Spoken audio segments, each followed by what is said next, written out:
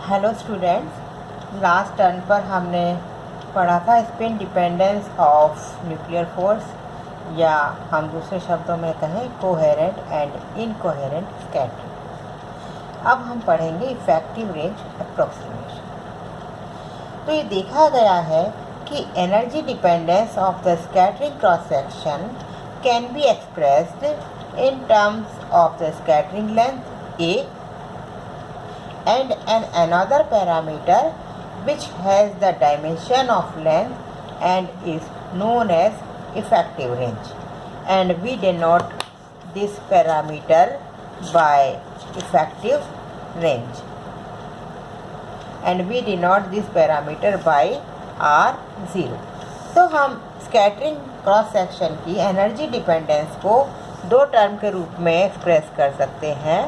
पहली तो है स्कैटरिंग लेंथ, जो जिसके बारे में हम पढ़ चुके हैं, और दूसरा है effective range,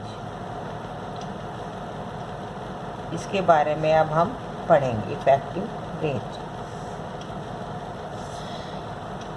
R0 has the range of the same as the nuclear potential, यानी कि R0 की रेंज और न्यूक्लियर पोटेंशियल की रेंज दोनों सेम ऑर्डर की होती है। The scattering cross section so expressed becomes independent of the shape of nuclear potential, and hence it is often referred as shape independent approximation। यानी कि जब हम स्कैटरिंग क्रॉस सेक्शन को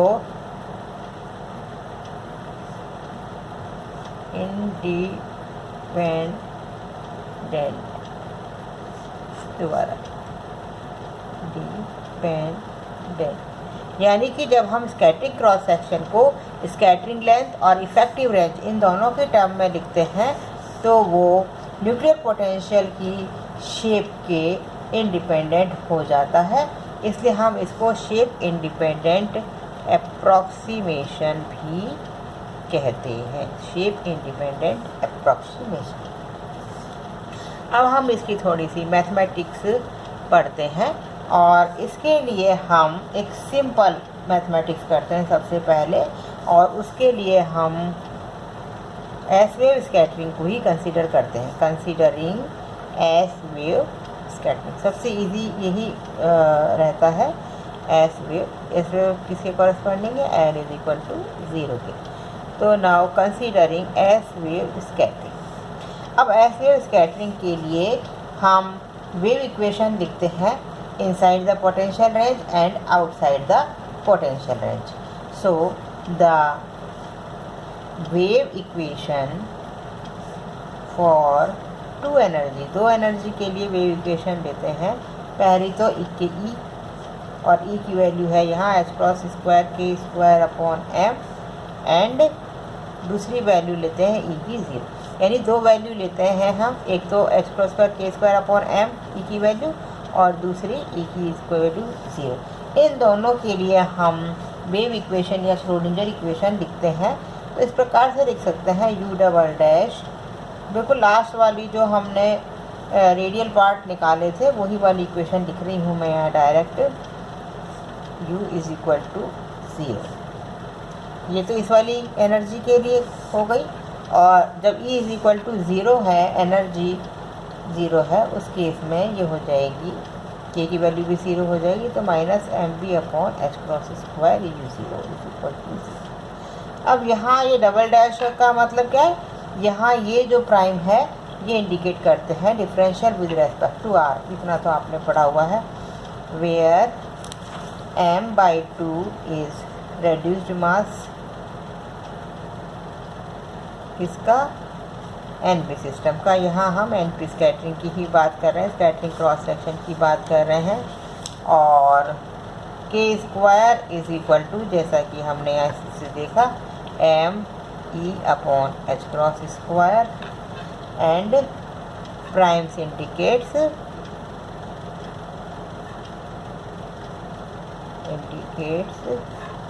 the derivative with respect to r। तो ये prime differential है R के respect में। के स्क्वायर की वैल्यू ये हो जाएगी एनर्जी पर, और m/2 है रेड्यूस्ड मास। u वेव फंक्शन है एनर्जी के कॉरेस्पॉन्डिंग, और u0 हमने मान लिया वेव फंक्शन E=0 के कॉरेस्पॉन्डिंग। अब हम इक्वेशन नंबर 1 को मल्टीप्लाइंग इक्वेशन नंबर 1 with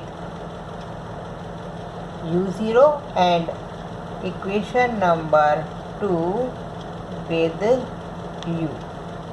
अब हम इक्वेशन नंबर 1 को u0 से और इक्वेशन नंबर 2 को u से मल्टीप्लाई करते हैं, और उसके बाद हम सब्ट्रैक्ट करते हैं तो देखते हैं कि क्या आता है। तो जब हम ऐसा करते हैं तो पहली इक्वेशन में u डबल डैश u0 हो जाएगा, और दूसरी वाली से बचेगा u0 डबल डैश u, और जो बाद वाले थे वो टर्म कैंसिल हो जाएगी mb/h² वाली, और एक ये बचेगी k² u0 = 0। तो हमने क्या किया, इक्वेशन नंबर 1 को u0 से मल्टीप्लाई किया और इक्वेशन नंबर 2 को u से मल्टीप्लाई किया और सब्ट्रैक्ट किया 1 में से 2 को, तो हमारे पास ये इक्वेशन आती है। इसको हम आगे लिख सकते हैं। ये प्राइम जो है डिफरेंशियल को रिप्रेजेंट करते हैं, तो हम इसको फिर आगे इस प्रकार भी लिख सकते हैं u'(u0) minus u'(u0' u plus k² u0 = आप जब इस ब्रैकेट को खोलोगे तो यही वाली टर्म आएंगी, ये वाली, इसको ये प्राइम वाली आएगी, और इसको जब डिफरेंशियल करेंगे और इसका यहाँ डिफरेंशियल करेंगे तो वो टर्म कैंसिल हो जाएगी और हमारे पास यही वाली टर्म बचेगी। इसको हम कह देते हैं इक्वेशन नंबर 3। इतनी सी मैथमेटिक्स तो आपको समझ में आनी चाहिए, हर स्टेप नहीं करके बता सकते। तो पहले 1 और 2 को सब्ट्रैक्ट किया u0 और u से मल्टीप्लाई करके, तो ये आया, और जो प्राइम है ये डिफरेंशियल रिप्रेजेंट करते हैं, एक डिफरेंशियल को बाहर ले लिया तो एक प्राइम बच गया, और इसको अगर हम आप डिफरेंशियल करके भी देखोगे तो ये इक्वेशन हो जाएगी। अब माना कि लेट v एंड, इसमें मैथमेटिक्स ही मैथमेटिक्स है, ज़्यादा अपने को थ्योरी नहीं है, तो इसलिए आसान है एग्ज़ाम में करना, और मैथमेटिक्स भी कठिन नहीं है। Let v and v0 be the solutions of equation number 1 and 2 outside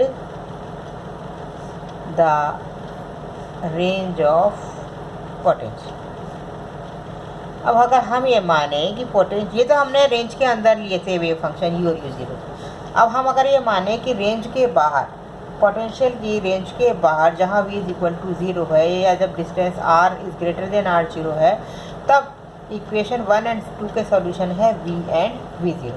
तो आप देखिए कि इक्वेशन नंबर जो 1 थी हमारी, इसमें मैं v = 0 रख दूँ तो क्या बचेगा, u double dash plus k² u = 0। तो u की जगह फंक्शन है, वेव फंक्शन है v outside the range of potential, तो v double dash plus k² v = 0, क्योंकि mb/h² वाली टर्म यहाँ पर 0 हो गई।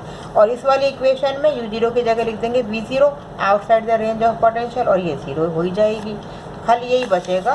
तो दूसरी इसको तो कह देते हैं हम इक्वेशन नंबर 4, और इक्वेशन नंबर 2 बन जाएगी v0 डबल डैश = 0। यहाँ m भी नहीं है और e भी नहीं, दोनों ही 0 हैं।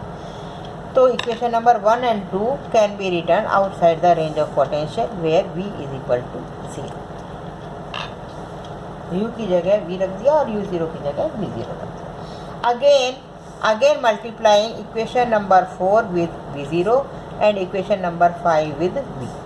तो हम इक्वेशन नंबर 4 को v0 से लिख देते हैं, multiplying equation number 4 with v0 and 5 with v and subtract कर देते हैं 4 में से 5 को, वी गेट क्या मिलेगा, आप देखिए यहाँ कर दीजिए v डबल डैश v0, और इसमें से इसको घटाऊंगी तो माइनस v0 डबल डैश और ये v, और ये वाली क्वांटिटी k² v v0 और यहाँ दूसरी कोई चीज़ है ही नहीं, तो ये बच जाएगा। इसको भी अगेन हम इस प्रकार से लिख सकते हैं इक्वेशन नंबर 3 की तरह, dy dr अगर एक प्राइम को बाहर ले लें तो ये हो जाएगा v dash v0 minus v0 dash v। इसको जब आप एक्सपेंड करेंगे तो ये दोनों ही टर्म आएंगी, बाकी तो कैंसिल हो जाएगी। प्लस के square v0 is equal to 0। इसको हम कह देते हैं इक्वेशन नंबर 6। ठीक है, अब हमारे पास equation number 3 inside the range of potential है और इक्वेशन नंबर 6 है outside the range of potential. हम इक्वेशन नंबर 3 को इक्वेशन नंबर 6 में से सब्ट्रैक्ट करते हैं। तो now subtracting equation number 3 from equation 6, इसमें से उसको सब्ट्रैक्ट करते हैं तो डी बाई डी आर तो बाहर आ जाएगा और हमारे पास बचेगा v dash v0 minus v0 dash v, और इसमें से उसको घटाएंगे माइनस u डैश u0 और ये माइनस माइनस प्लस आ जाएगा प्लस u0 डैश u। ठीक है, और प्लस सेकेंड टर्म के स्क्वायर कॉमन हो जाएगा v0 माइनस सेकेंड टर्म इसमें आएगी u0 इज इक्वल टू 0। अब हम इस वाली टर्म को लेफ्ट साइड में ले जाते हैं तो d upon D R v dash v0 minus v0 dash v minus u dash u0 plus u0 dash u is equal to minus, तो माइनस की जगह हमें अंदर वाले ये साइन बदल देते हैं, तो इसको लिख देते हैं सॉरी के स्क्वायर, ये राइट में गया तो हम लिख देते हैं u0 माइनस v। तो जो बाहर माइनस आता है यहाँ पर उसकी जगह अंदर वाले साइन से माइनस और ले लिया तो ये पॉजिटिव में हम साइन इंटरचेंज करके लिख सकते हैं। ठीक है, इसको इक्वेशन नंबर 7 कह देते हैं। अब हम इसको आगे फर्दर नेक्स्ट वीडियो में सॉल्व करेंगे क्योंकि ये वीडियो लंबी हो जाती है तो अपलोड होने में प्रॉब्लम आती है। ठीक है, तो नेक्स्ट वीडियो में इसको कंटिन्यू करेंगे।